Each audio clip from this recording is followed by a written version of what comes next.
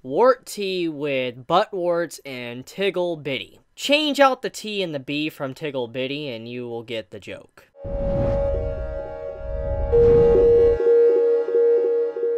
This chapter of Taizai raises so many questions. I mean, there was already so many confusing things about Estarossa, but after this chapter, I'm just left sitting there looking at the chapter and just saying, what? Like, okay, so there's been so much speculation about Estarossa's character, his origins, to why, people don't remember him, and, everything kind of goes back to OG Gowther, the real Gowther that tampered with everybody's memories, most likely, or could tamper with everybody's memories, and also, ended the Holy War. We know that he ended the Holy War. We never really got the details of what he did, we just knew the Holy War was ended thanks to him.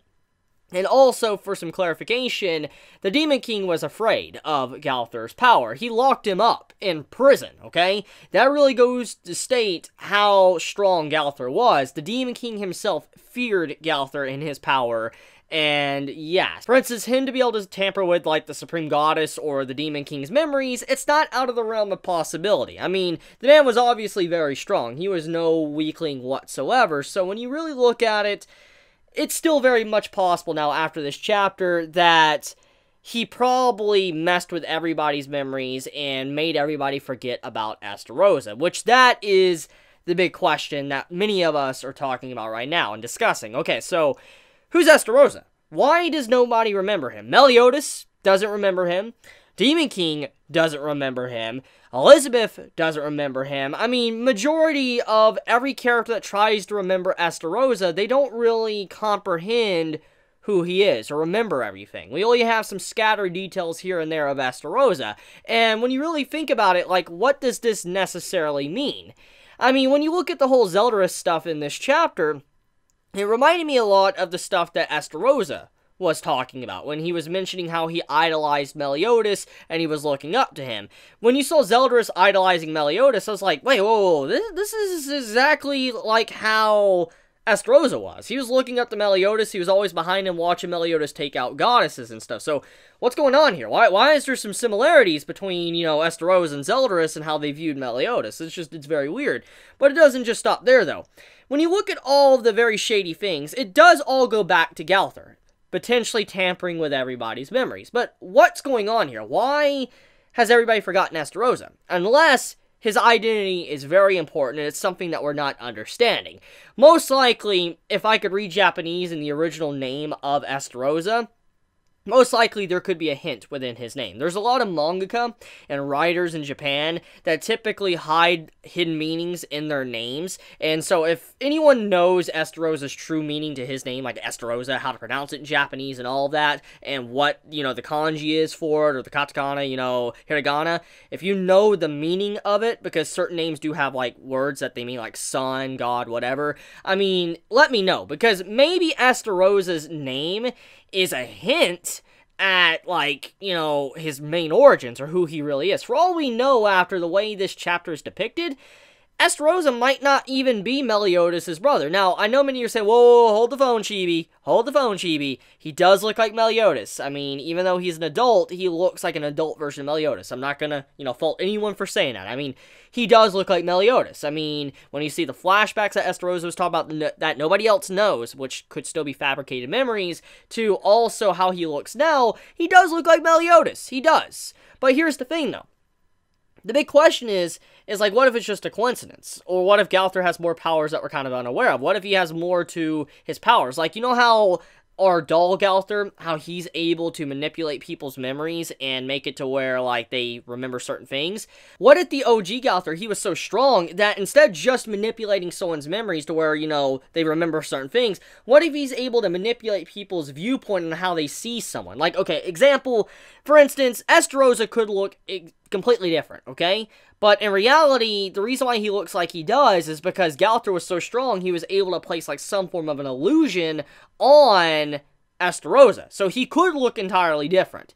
And this is where I'm going with this. There has been a theory going on in the Taizai community. I'm not the one to come up with this, I'm going to say it right now. But basically, there has been a theory going on in the community that there's a potential possibility that Estarossa could potentially be Mel. Now, I know many are gonna, back up and say, whoa, Chibi. It's already been speculated that Escanor is Mel. Mel could be unconscious in Escanor's body, or, Mel, was reincarnated into Escanor, or somehow Escanor was a vessel for Mel, because we do know that, he has, Mel's grace.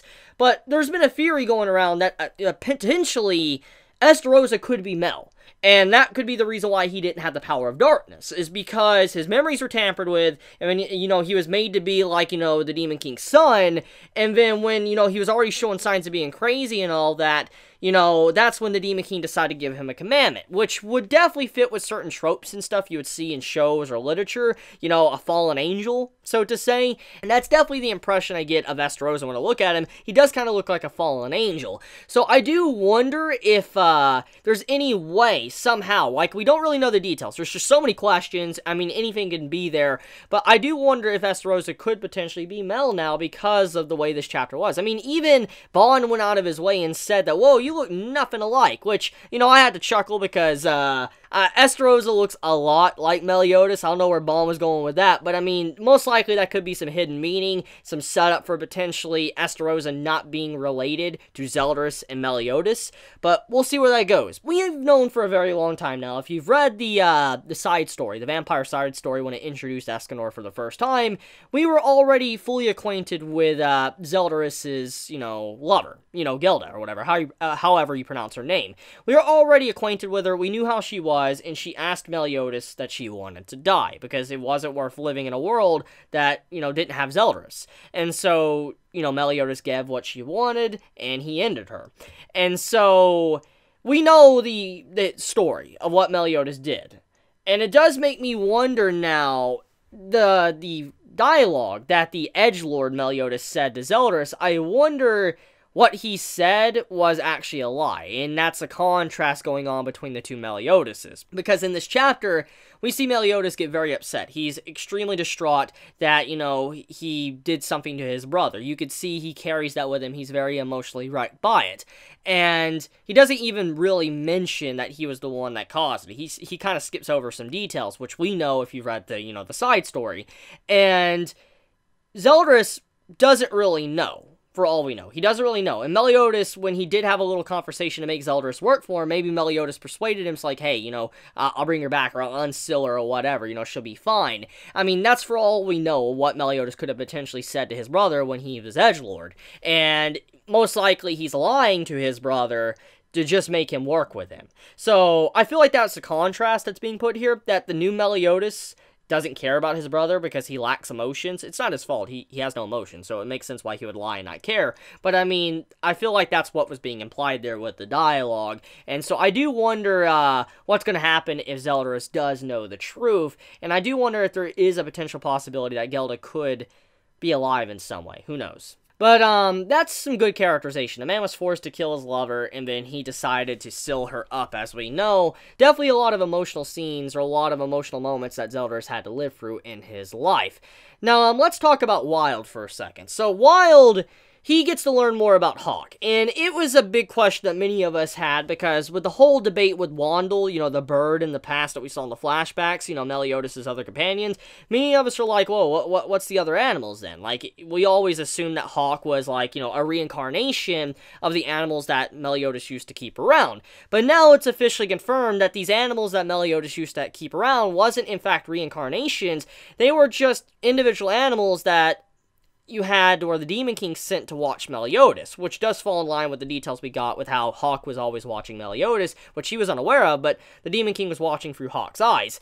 And that's pretty much what led to Hawk being around Meliodas, was because all the other animals that were always watching Meliodas, they died too quickly, and they had a very relatively short lifespan. So he wanted something that was sturdy, something strong, which led it to where he took Hawk and used Hawk to be able to watch Meliodas. And so it's very fascinating to think about that, a pig that honestly seems more like a joke than anything else, and many would just kind of brush aside, turned out to be a very important plot point for the story, with how he was always watching Meliodas, and he could potentially be very strong, because Wild states in this chapter that he has fought the Demon King 12,000 times. Now, I know he's lost all 12,000 times, but that's pretty impressive nonetheless, because here's a couple things we could take from that dialogue. I highly doubt Wild is lying. Most likely, either the Demon King really doesn't care about Wild at all, and, you know, he just, he thinks he's child's play and just slings him to the side, or the Demon King, he doesn't want to kill Wild and whatever, for whatever reason, we don't really know, or he can't kill Wild, which speaks a lot about Wild's durability and also Hawk's, because if Wild has been tanking that many fights from Demon King and he hasn't died, then that does mean that Hawk's durability is definitely insane, which would explain why he's tanked so much already in the series, for instance, Hindi. So there's a lot of little gaps and stuff in the story that were getting filled up with Hawk with this chapter, and why he's always seemed very mysterious or had these different abilities is because of his origins. But, yeah, I do like that fact that, you know, Wild is very strong. And if he hasn't won, he has, at the very least, fought the Demon King that many times. And so, that's pretty freaking impressive, not gonna lie. That's pretty much about it, besides the Demon King popping up at the end of the chapter. And so, the fight is about to begin. Are our characters going to be able to defeat the Demon King? Honestly, I don't know. I don't think they'll be able to defeat him, but somehow they'll persuade him to where they can go back to the real world or something like that's going to happen. But we'll see. Let me know your thoughts in the comments below. If you like my content, please subscribe. If you like this video, please leave a like. And I love you guys. If you want to get notified for whenever I upload a video, please click the bell icon down below. And with that, I love you guys. Chibi out.